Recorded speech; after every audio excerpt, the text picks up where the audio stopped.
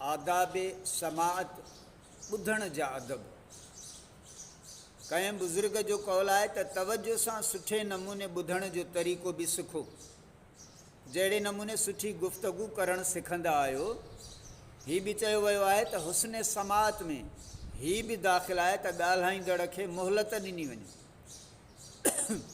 जीअं त हू पंहिंजी ॻाल्हि सुहिणे नमूने पूरी करे, ऐं ॿुधण वक़्तु हेॾां होॾां बि ॾिसणु न खपे, पर मुतकलिम जे चहिरे ऐं नज़रुनि जी तरफ़ तवजो करणु खपे।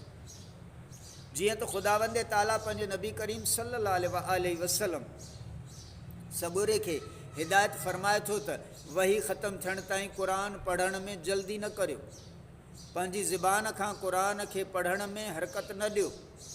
हुस्न समाज जे सिलसिले में ख़ुदि अल्लाह ताला पंहिंजे रसूल करीम सल्लल्लाहु अलैहि वसल्लम खे इहा हिदायत ॾिनी आहे।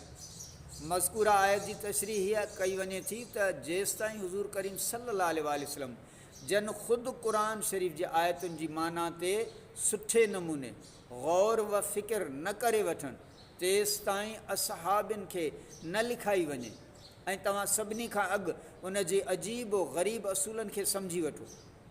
बयानु कयो वञे थो त जॾहिं जिब्राईल अलैहिस्सलाम क़ुरान करीम खणी ईंदो हो त पाण सगोरन सल्लल्लाहु अलैहि वसल्लम जन ते वही नाज़ुल थींदी हुई, त पाण सगोरा सल्लल्लाहु अलैहि वसल्लम जन यकदम क़ुरान करीम पढ़णु लॻंदा हुआ, मुबादा विसरी न वञे।